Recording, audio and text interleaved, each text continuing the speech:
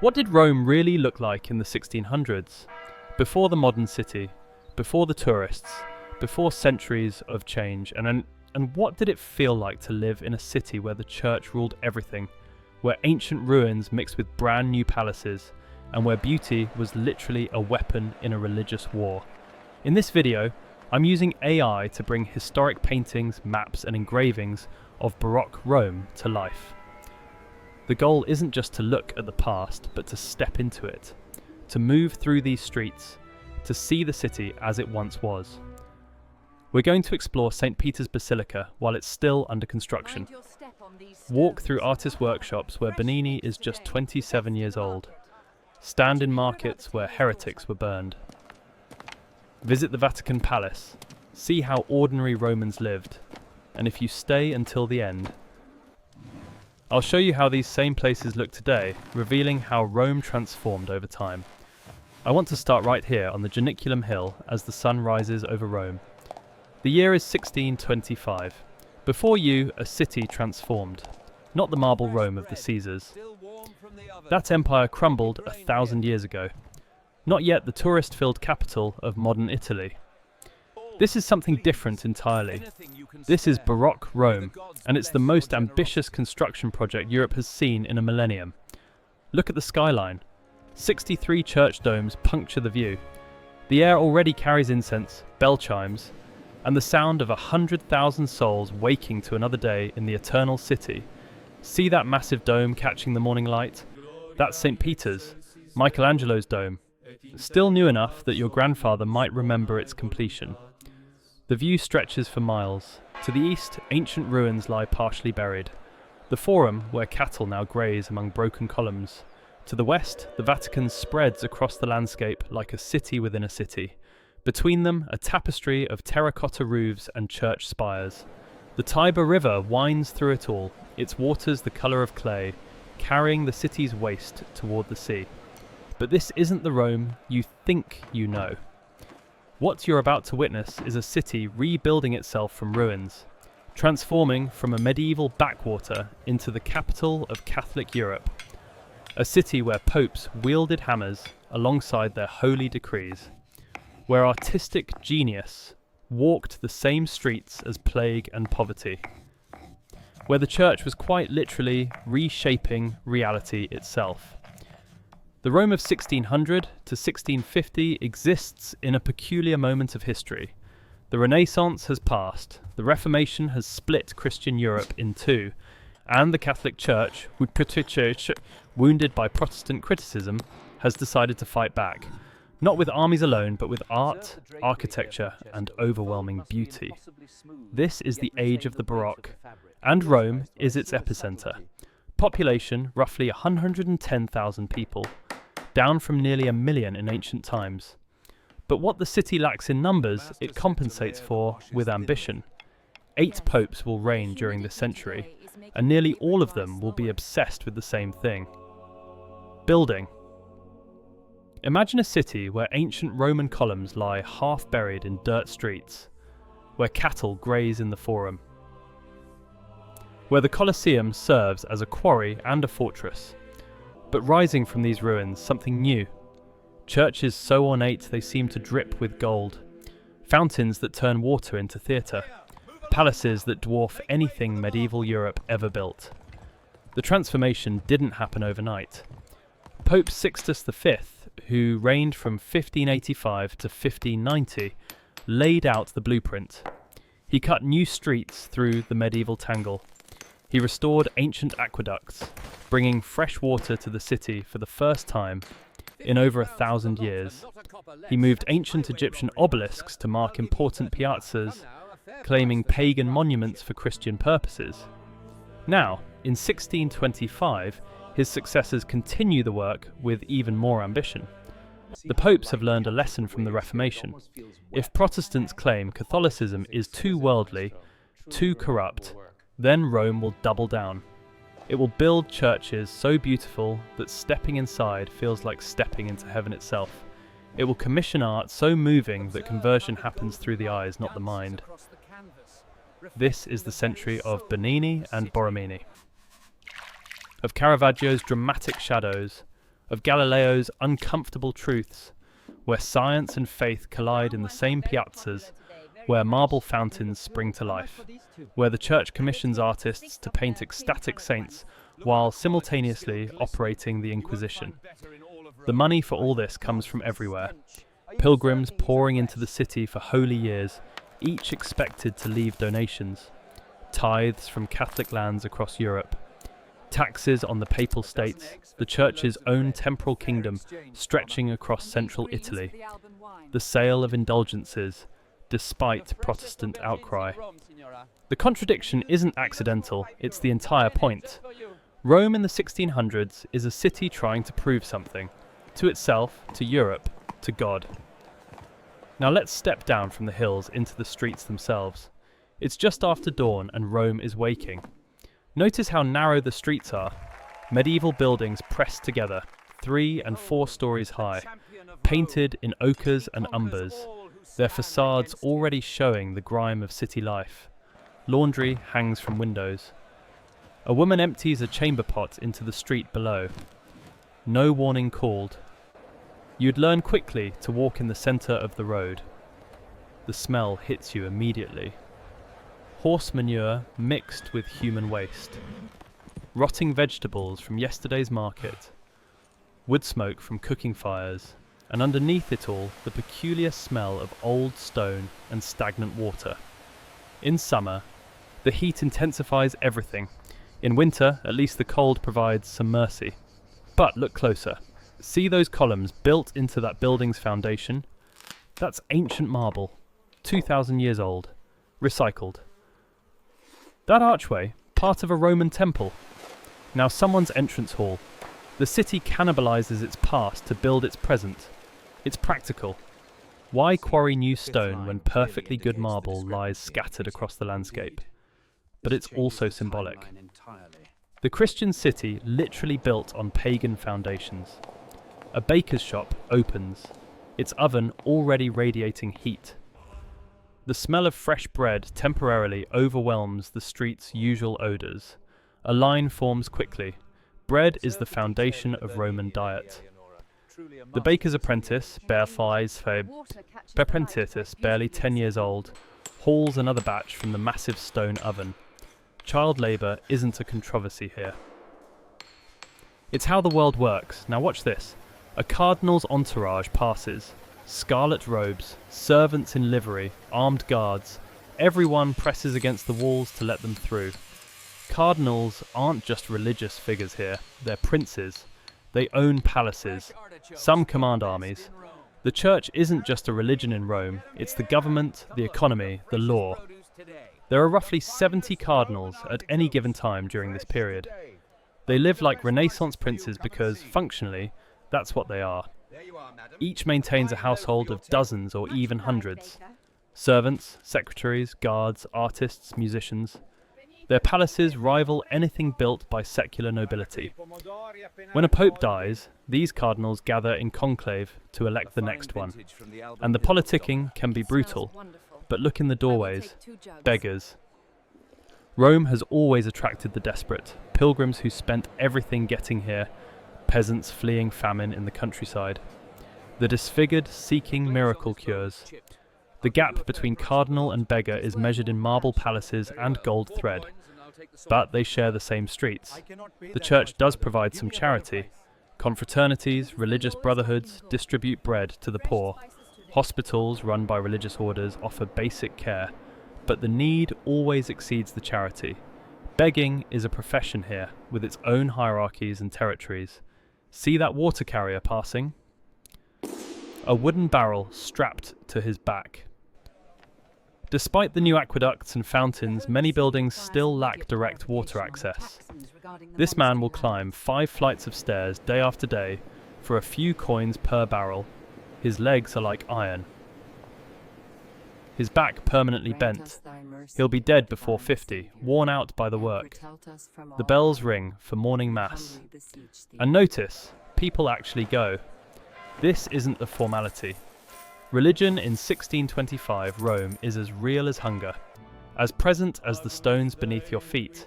The calendar is organised by saints' days. Business stops for Holy Week. Processions can paralyze the entire city for days.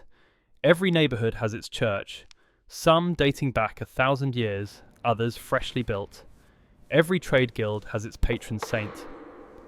Every family has its devotions. The line between religious and secular life doesn't really exist. The church regulates marriage, education, business contracts, moral behavior. It runs the courts for many crimes. It determines what books you can read, what ideas you can discuss. Could you imagine a world where the most powerful people aren't politicians or generals, but priests? Where the most important buildings aren't government offices, but churches? That's the world you're standing in. Now let's walk south toward the Vatican. We'll cross the bridge, the Ponte Sant'Angelo. Look at the statues lining it. Those aren't finished yet. Bernini's famous angels won't arrive until 1669. The Tiber below runs brown with city runoff. The bridge is crowded even at this hour. Merchants heading to market, priests hurrying to morning offices, a noble's sedan chair carried by 4 sweating servants. A flock of sheep being driven toward the slaughterhouses near the Tiber. Everyone trying to cross at once, creating chaos. Beggars line the bridge's edges, hands outstretched. Some are blind, some missing limbs. Some covered in sores. They've learned that people are more generous when approaching the Vatican. When they're thinking of holy things and divine judgment.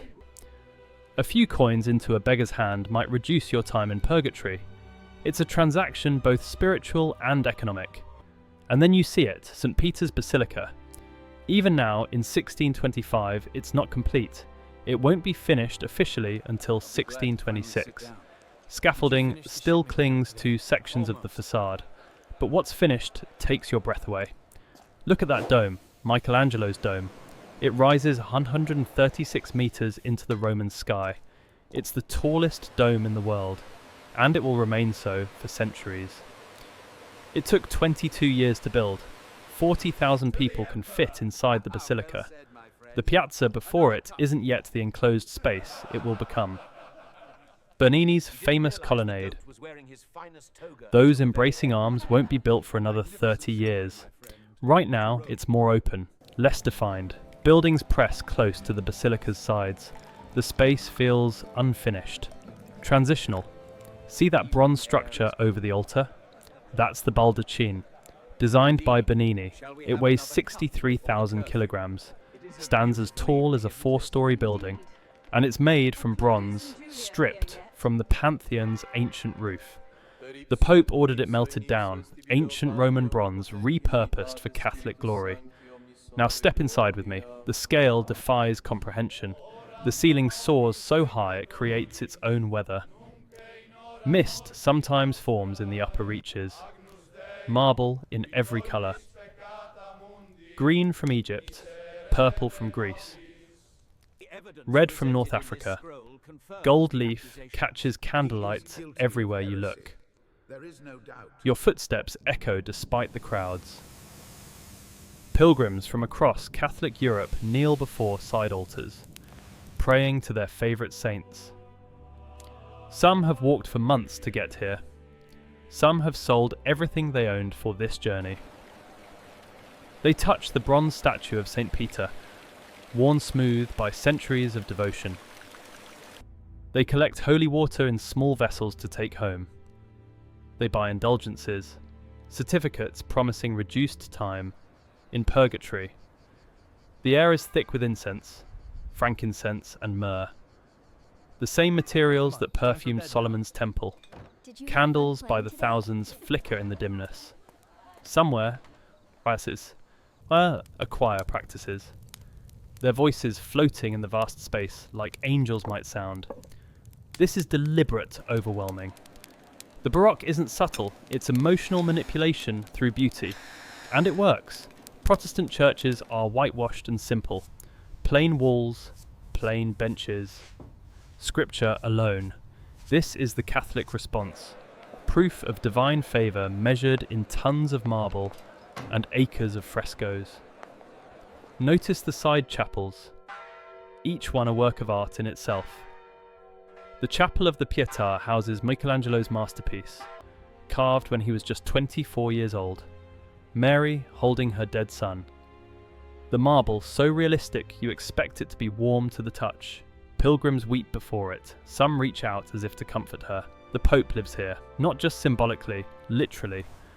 The Vatican Palace sprawls behind the Basilica, room after room of Renaissance and Baroque art.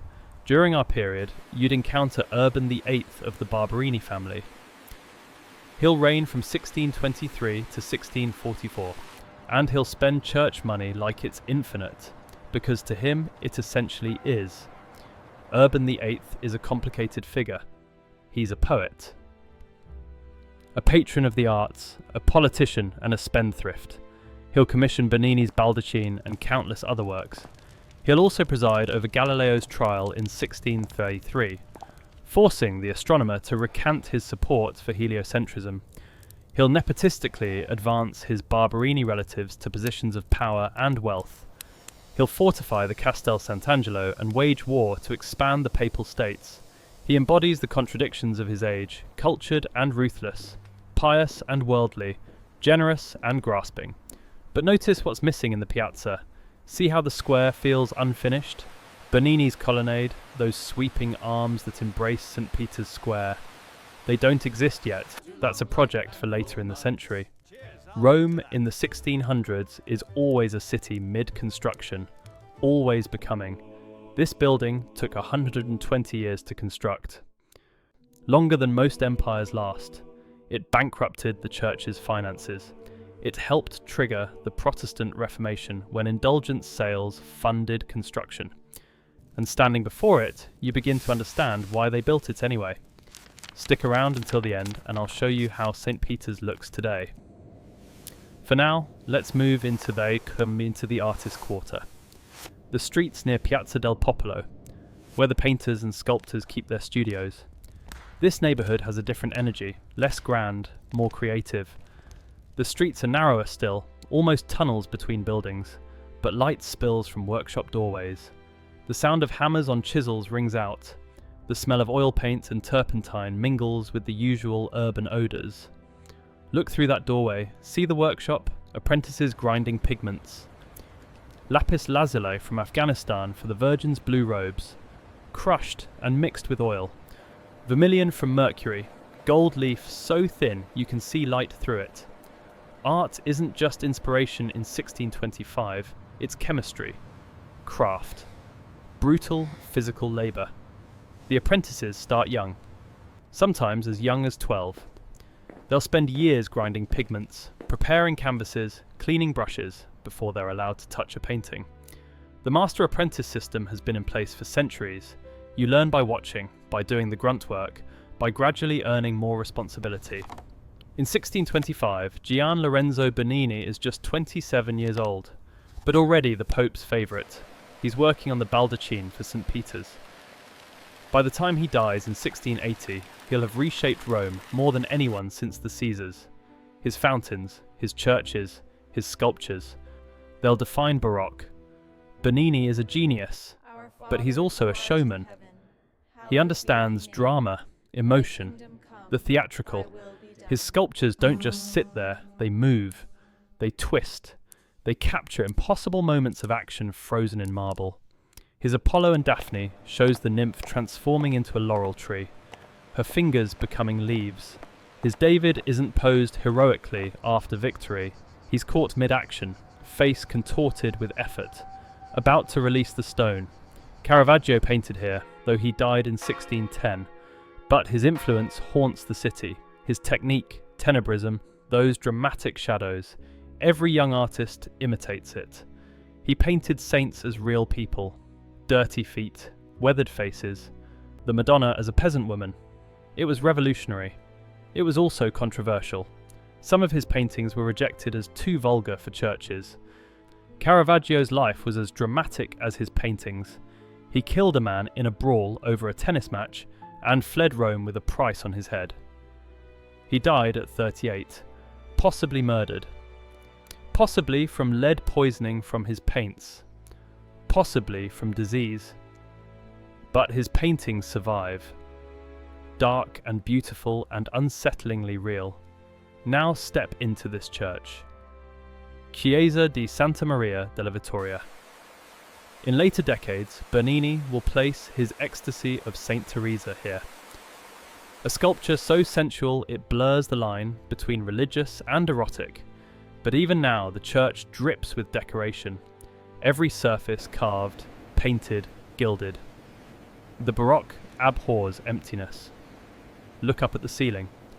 Frescoes create the illusion of heaven opening above you. Angels and saints tumble through clouds. Perspective tricks make flat surfaces seem three-dimensional. Your eye doesn't know where the architecture ends and the painting begins.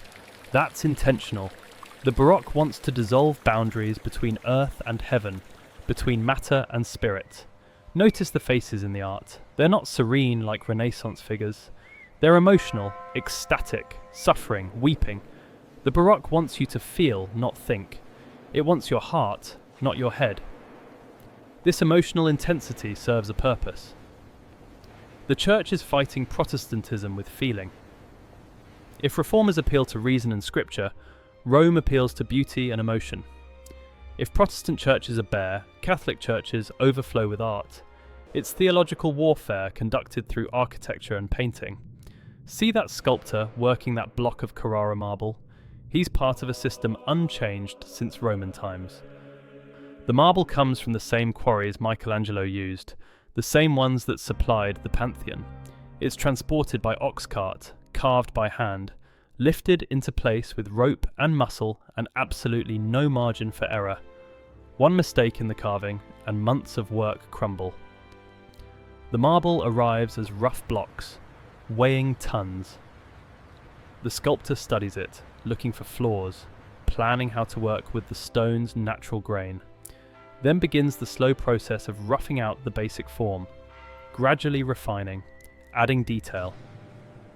The final polish can take weeks, using increasingly fine abrasives until the surface gleams.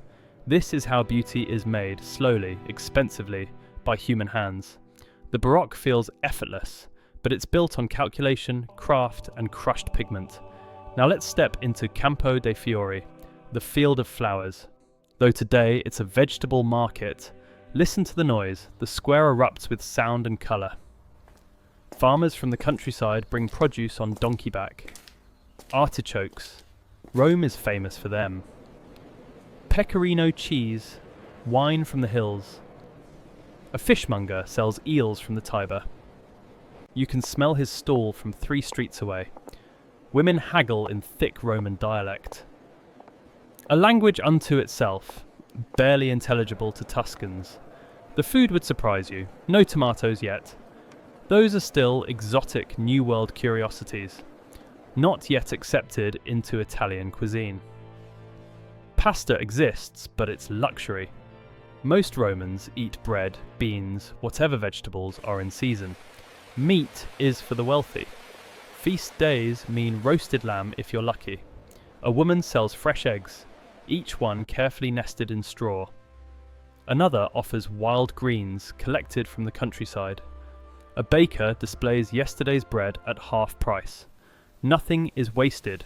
Stale bread becomes panzanella or soup. Bones become broth. Fat is rendered and reused. The market operates on a barter economy as much as cash.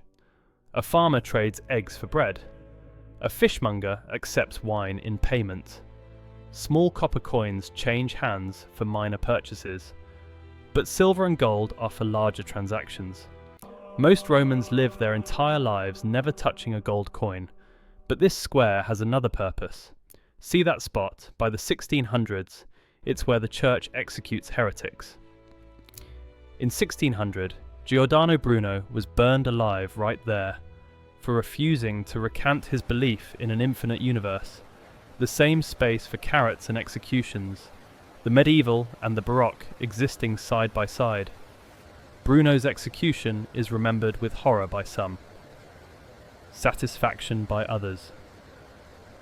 He claimed the universe was infinite, filled with countless worlds like ours. He denied the Trinity. He questioned the divinity of Christ. The Inquisition gave him 8 years to recant. He refused, so they burned him as a warning to others who might question church doctrine. The Inquisition is real and active in 1625 Rome. It investigates heresy, censors books, punishes those who stray from orthodoxy. It will summon Galileo in 1633, but it's also bureaucratic, legalistic, often more interested in extracting confessions and recantations than executions. Actual burnings are rare, dramatic, and public, designed to terrify and instruct. A fountain splashes in the corner. Giacomo della Porta designed it in the previous century. It's one of hundreds of fountains being built as popes restore Rome's ancient aqueducts. Clean water. Publicly available. It's actually an innovation, a public health measure disguised as decoration. The Aqua Virgine Aqueduct, originally built by Agrippa in 19 BC, was restored in the 1570s. It brings fresh water from springs outside the city. Other aqueducts follow. Suddenly, Rome has abundant water for the first time in over 1,000 years. The popes turn this utility into spectacle, elaborate fountains that demonstrate both engineering prowess and artistic vision. Watch how the piazza works. Everyone needs vegetables. A cardinal's cookshops alongside a stonemason's wife. The piazza is democratic in a way the rest of Rome isn't. But the hierarchy reasserts itself quickly. The wealthy send servants, they don't carry their own purchases. A musician plays near the fountain. Mandolin, a folk tune, a few coins in his hat. Entertainment in 1625 isn't something you purchase a ticket for. It's ambient, public, part of the street itself. Street performers are everywhere in Rome. Musicians, acrobats, storytellers, puppet shows. They work for tips, moving from piazza to piazza. Some are skilled professionals, others are barely getting by. But they add vitality to the streets, make the city feel alive. The bells ring for midday. The market will close soon. Romans eat their main meal at midday, then rest through the brutal afternoon heat. The streets empty, shutters close. For a few hours, even Rome sleeps. This siesta isn't laziness, it's survival. Summer temperatures in Rome can reach 40 degrees Celsius. Working through the afternoon heat is dangerous, so the city adapts its rhythm. Early morning activity, midday rest, evening revival. This is the rhythm of life here. Bells and seasons, markets and mass, public splendor and private squalor. A city of contradictions held together by ritual and stone. Now, as the sun sets, let's climb back to the Janiculum Hill. Look again at what we've witnessed. This is a city caught between worlds. The ruins of empire literally underfoot. The ambitions of the church reaching toward heaven. The medieval city pressed against Baroque palaces, progress and plague, art and inquisition, beauty and brutality. The Rome of the 1600s won't last. Not like this. In 150 years, the Enlightenment will challenge everything the Baroque stands for. In 200 years, Napoleon will loot these churches. In 350 years, Rome will become capital of a unified, secular Italy. The papal states will dissolve. The popes will retreat behind Vatican walls. But what these decades create will endure. Bernini's fountains still flow. St. Peter's still dominates the skyline. The Baroque churches still take your breath away. The art in these years will define Rome for centuries to come. Here's what strikes me about this moment in history. The absolute conviction behind it. The church, wounded by the Reformation, could have retreated, could have simplified, could have reformed itself into something more austere. Instead, it doubled down on beauty. It said, "This is what we believe in. Not simplicity, but complexity. Not plain walls, but dancing angels carved in marble. Not quiet contemplation, but emotional overwhelm. We believe God deserves gold leaf and crushed lapis and carved ecstasy. And somehow, impossibly, it worked. Not completely. Northern Europe stayed Protestant.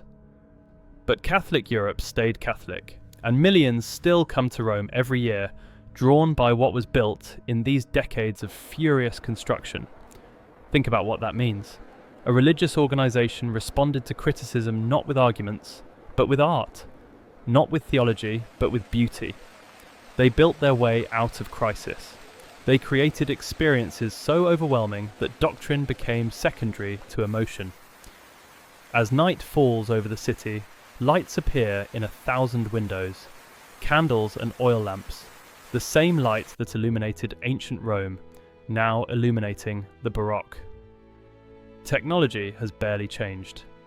No electricity, no engines, no industry. But the ambition, that's thoroughly modern. The people who built this Rome believed they were building for eternity, that their churches would still stand at the end of time, that their art would still move hearts at the last judgment. They were half right. The end of time hasn't come. But the art still moves hearts. Now before we finish, I want to show you how these same places look today, how Rome transformed over the centuries. Since the 1600s, St. Peter's Basilica has been completed and restored many times, but the core remains. The dome still dominates Rome's skyline. The bronze baldachin still stands over the altar. What Bernini created at 27 years old still takes your breath away when you step inside. Today, St. Peter's is the most visited church in the world. Millions pass through every year, just as pilgrims did in 1625. The scale still overwhelms. The beauty still manipulates emotion. The Baroque still works. The piazza finally got its colonnade. Bernini completed it between 1656 and 1667. Those embracing arms that were missing in 1625. They define St. Peter's Square now, creating one of the most recognisable spaces in the world. Campo de' Fiori still operates as a market. Every morning, farmers still bring vegetables. Tourists and locals still haggle over prices. But Giordano Bruno is remembered now. A statue stands where he was burned. Erected in 1889 as the Papal States fell and Italy unified. The same space, markets and memory, food and philosophy. The medieval and the modern existing side by side. The artist quarter near Piazza del Popolo has changed.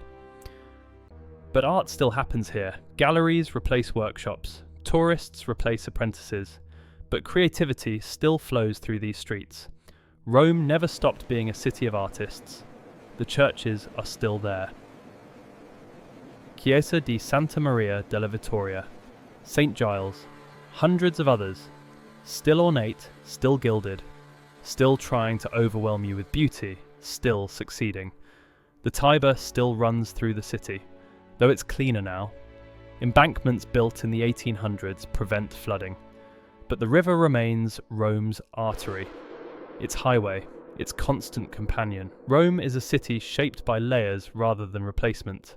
Instead of wiping the slate clean, each generation built on what was already here. Ancient columns support Renaissance palaces. Medieval churches get Baroque facades. Modern streets follow ancient Roman roads. That's why the past never feels far away. It's still part of the city's everyday shape, still visible in the foundations, still present in the skyline. What you've witnessed is an AI reconstruction based on historical paintings, architectural records, written accounts, and archaeological evidence. We've used descriptions from travellers who visited 17th century Rome, floor plans of buildings, contemporary artwork. To rebuild these moments, it's an interpretation, not a photograph. History filtered through technology and research, but perhaps that's appropriate. The Baroque itself was interpretation, taking Christian theology and expressing it through marble, paint, and architectural ambition. Every age interprets the past through its own lens. Thanks so much for watching. Let me know in the comments what historical city or period you'd like to see reconstructed next. Constantinople before the fall, medieval Paris, ancient Alexandria, Edo period Tokyo, the The past isn't truly past, it's layered beneath our present like ancient columns beneath a Renaissance palace. And occasionally, through reconstruction and imagination, we can visit for a while. Thank you for walking the streets of Baroque Rome with me, for standing in St. Peter's Square in 1625, for witnessing a moment when beauty was a weapon, when art was theology, when a city decided to rebuild itself as an argument made in stone. Until next time, keep looking backward to see forward.